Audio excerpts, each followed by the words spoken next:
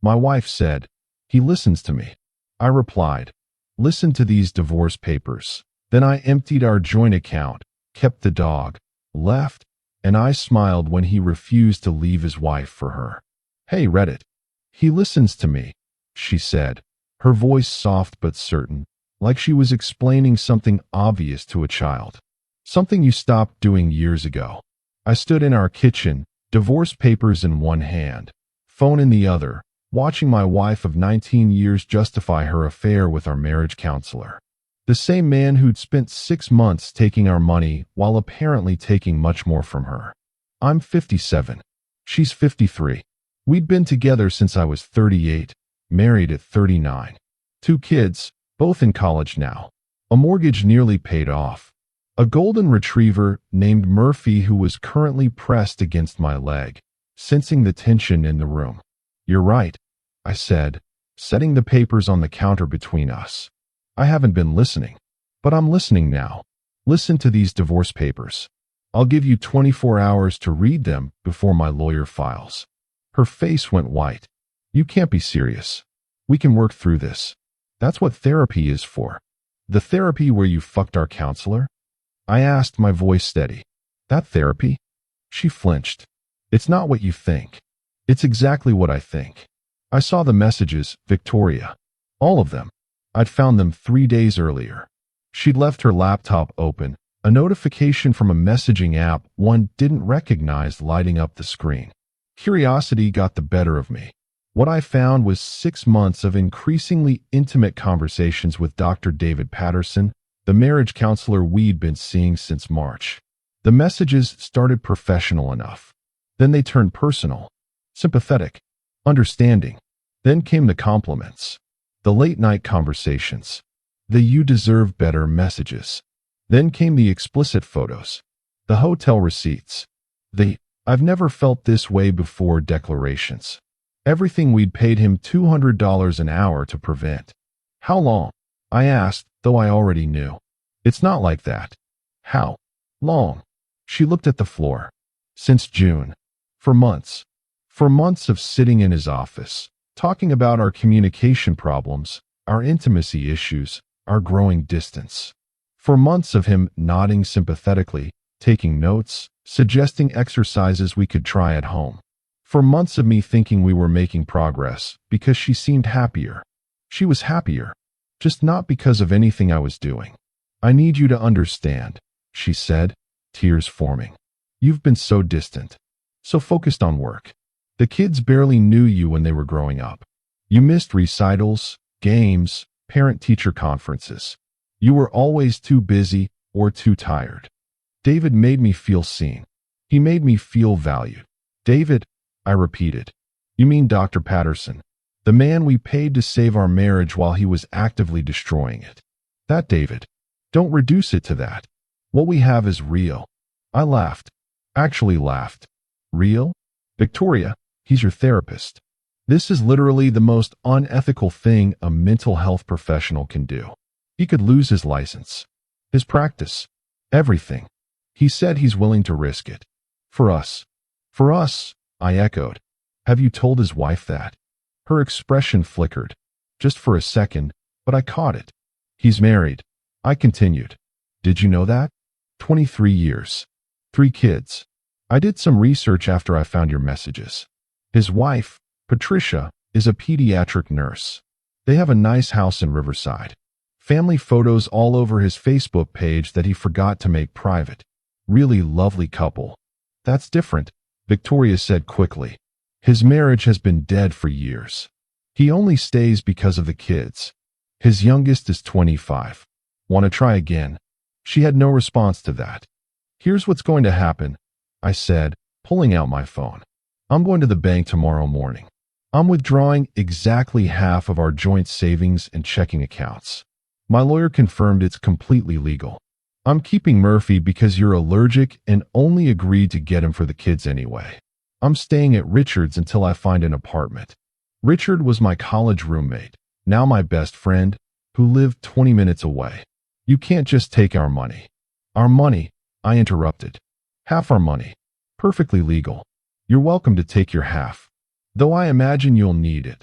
since Dr. Patterson's probably going to need a good lawyer soon. What are you talking about? I pulled up my email. I sent everything to the state licensing board this morning. Every message, every photo, every receipt, along with a formal complaint and copies of our therapy bills. I also sent a very detailed email to Patricia Patterson with the same information. The color drained from Victoria's face completely. You didn't. I absolutely did. I figure she deserves to know what her husband's been up to. Professional courtesy, really. Woman to woman.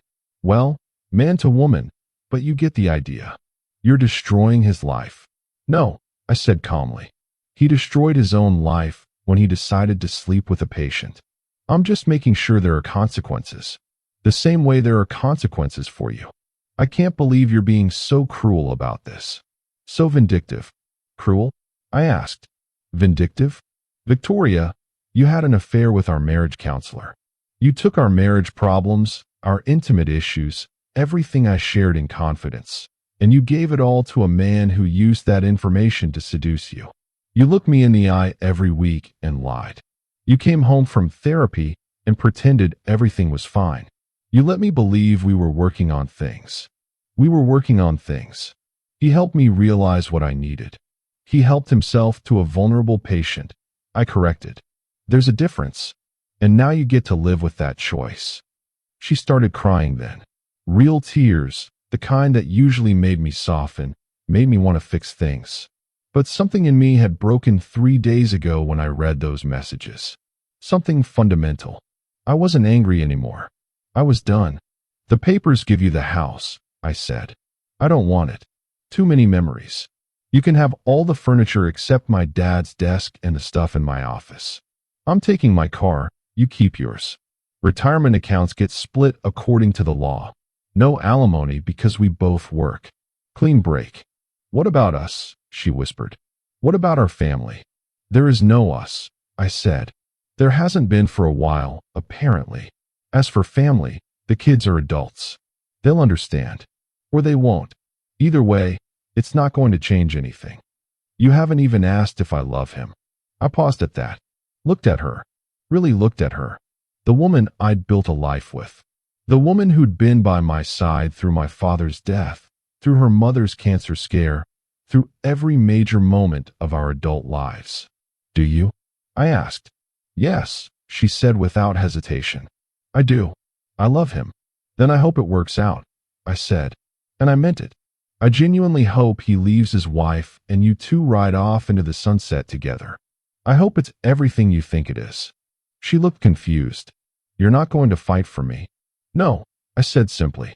I'm not going to fight for someone who doesn't want to be fought for. I'm not going to beg someone to stay who's already left. I'm 57 years old, Victoria. I don't have time for games.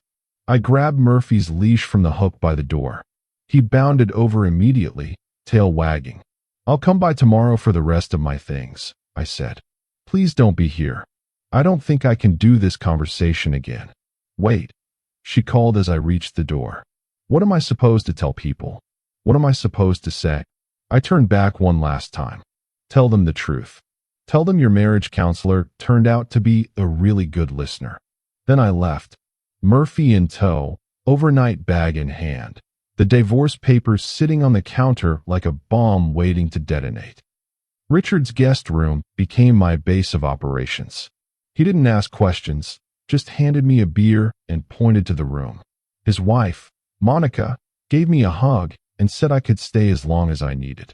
That first night, I sat on the bed and went through everything methodically. Bank accounts, credit cards, investment portfolios, retirement funds.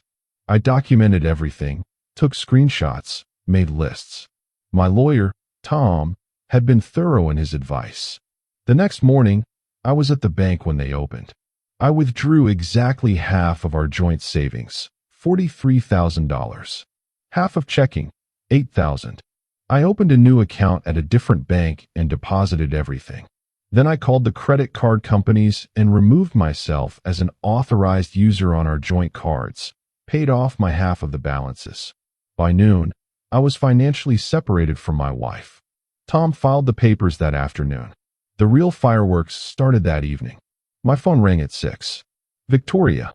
I didn't answer. She called again. And again. By the 7th call, I picked up. He's not leaving her, she said without preamble. Her voice was raw, like she'd been crying for hours. Excuse me. David. Dr. Patterson. He's not leaving Patricia. He said he can't. He said what we had was a mistake. He said he needs to focus on his marriage. I sat back in Richard's recliner, Murphy's head in my lap. When did he tell you this? This afternoon, after Patricia showed up at his office. She had printouts of everything. Our messages, the photos, everything. She stood in the waiting room and read them out loud while patients were there. Someone filmed it. It's already online. Despite everything, I felt a twinge of sympathy for Patricia. I'm sorry that happened. Are you? Victoria's voice turned sharp. Because you caused it. You sent her those messages. You destroyed his practice. He destroyed his own practice. I corrected. I just made sure people knew about it. He's talking about closing down, moving to another state. Patricia's filing for divorce. His kids won't speak to him. And he told me it's over. He said what we had was just transference. Therapist jargon for you meant nothing. I didn't know what to say to that. I left you for him, she continued, her voice breaking. I was ready to give up everything. And he said it was a mistake. That he got caught up in the fantasy of it. That I was projecting my need for attention onto him. That's probably true, I said carefully. Fuck you. Victoria. No. Fuck you. You could have just divorced me quietly. You didn't have to destroy him too. You didn't have to tell his wife. You didn't have to report him. You did all of that out of spite. I did it because what he did was wrong, I said. He's a licensed professional who took advantage of a patient. That's not spite. That's accountability. I'm not a victim. I made a choice. You made a choice with someone who had all the power in the relationship. Someone you were paying. Someone you trusted to help your marriage. Yes, you made a choice. But he made one too, and his was way worse. She was quiet for a moment. I need you to call Patricia. Tell her you made it up. Tell her you were jealous and wanted to hurt David. I actually laughed. Absolutely not. Please. He's losing everything. His practice, his family, his reputation. All because of you. All because of him. I corrected. And you. You both made choices. Now you get to live with the consequences. I hate you. I know, I said. She wasn't entirely wrong about me being distant. Work had consumed me for years. I'd built a successful consulting business from nothing, but it cost me. Missed recitals. Missed games. Missed moments I couldn't get back. But I'd been trying. The therapy was my idea. The weekly date nights were my idea. The couples retreat we'd booked for January was my idea. I'd been trying to rebuild something she'd already decided to tear down. The story broke 2 days later. Local news picked it up first. Marriage counselor under investigation for patient relationship. Then regional. Then it went viral. Turns out, Victoria and I weren't the only ones. Once Patricia went public and the licensing board started investigating, 3 other former patients came forward with similar stories. All women. All vulnerable. All convinced Dr. Patterson was different with them. He closed his practice within a week. Victoria called me crying, asking if I was happy now. I wasn't happy, but I wasn't unhappy either. I was just done. The divorce moved faster than I expected. No fault. Uncontested once Victoria realized fighting wouldn't change anything. We mediated the details over Zoom, both of us with lawyers present, barely looking at each other. The kids took it hard. Our daughter, Melissa, who was 22 and in her final year of college, stopped speaking to me for 3 weeks. She called it brutal and unnecessary and accused me of humiliating Mom publicly. Our son, Trevor, who was 20 and at a different college, was more measured. I don't know what happened, he said when I called him. But I know it must have been bad. You're not cruel. So if you did what you did, you had a reason. Smart kid. It took another month before I told them about the affair. I'd wanted to protect them from it.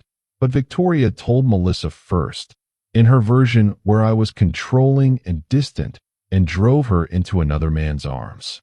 When I sent them the licensing board complaint and the documented timeline, things shifted. Melissa called me. Dad, I'm sorry. I didn't know. Mom said you just decided you didn't love her anymore. I'll always love your mother, I told her. But I can't be married to her. There's a difference. Why didn't you tell us? Because you shouldn't have to choose sides. She's your mother. What happened between us doesn't change that. But she cheated. With your therapist. That's so messed up. It is, I agreed. But people make mistakes. Bad ones, sometimes. That doesn't mean you stop loving them. Are you really okay? She asked. Like, actually? I thought about it. Yeah, I said. I actually am. And I was.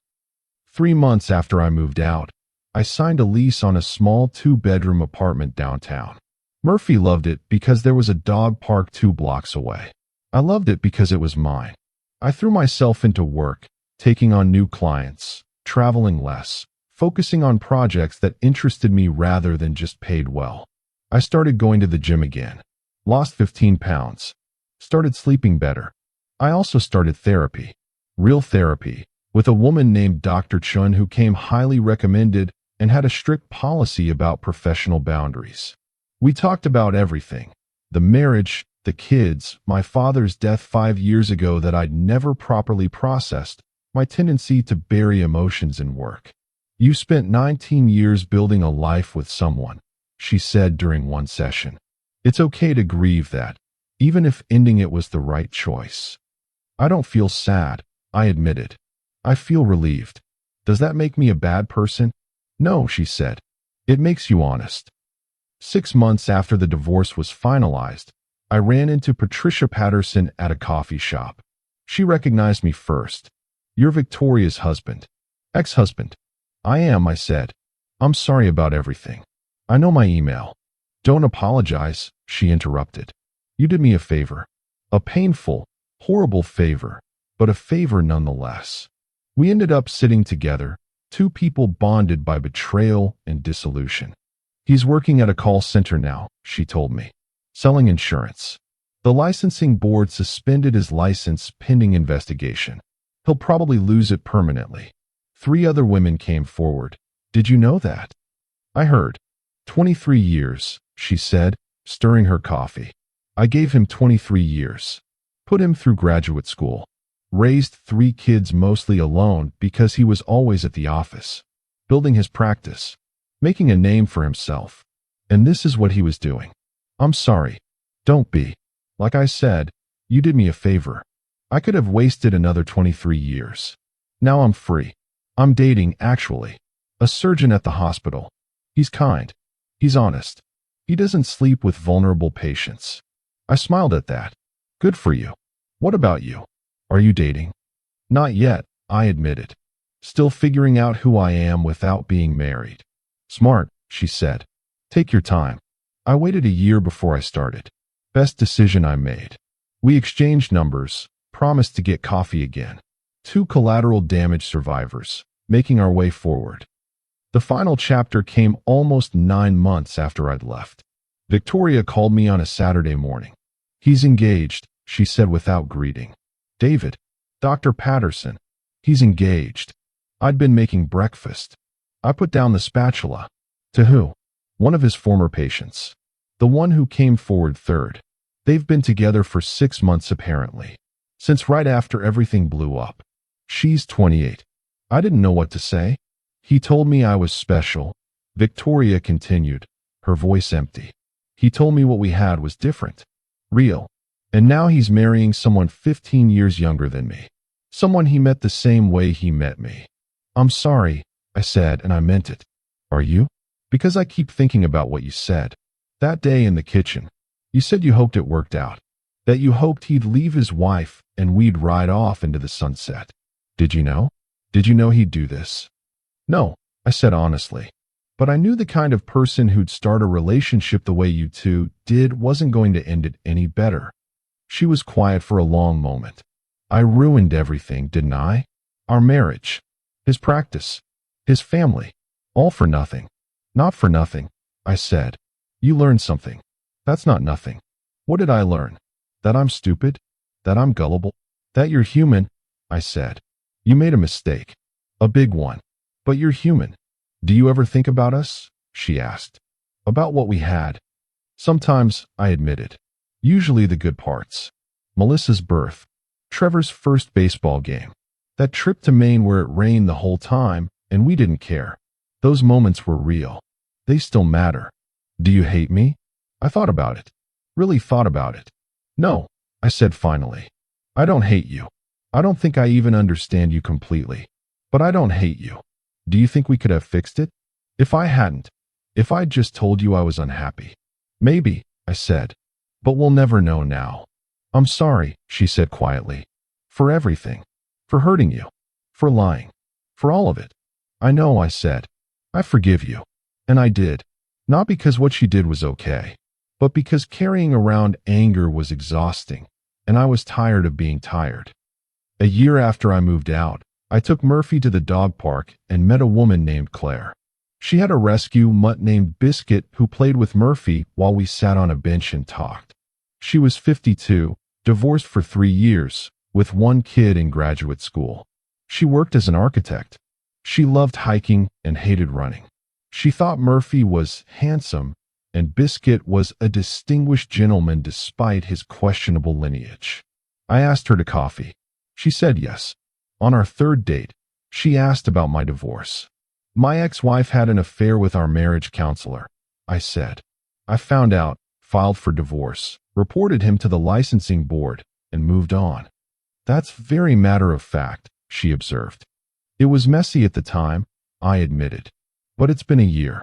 I've processed it. Done therapy. Worked through it. Do you still love her? Part of me probably always will, I said honestly. She's the mother of my children. We spent 19 years together. You don't just turn that off. But I'm not in love with her anymore. That ended the day I found those messages. Claire nodded. I get that. My ex had an affair with his secretary. Total cliché. Took me 2 years to stop being angry. How'd you stop? I realized being angry was letting him control my life even after he left it. So I decided to be happy instead. Out of spite, honestly. Nothing pisses off a cheating ex like thriving without them. I laughed. That's a good philosophy. It works for me. We've been together for 8 months now. Taking it slow. No talk of moving in or marriage.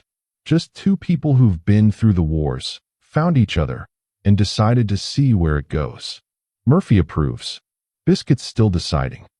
Last month, I got a LinkedIn message from Dr. Patterson. It was long, rambling, full of apologies and explanations and justifications. He'd lost his license permanently. His engagement had fallen apart. He was working 2 jobs to pay his bills. He wanted to know if I'd consider writing a letter to the licensing board on his behalf. I read it twice. Then I deleted it. Some people deserve second chances. Some people need to live with their consequences. He made his choice. I made mine. I'm 58 now. I have a small apartment, a dog, a woman I'm falling for, 2 kids who call me regularly, a thriving business, and peace of mind.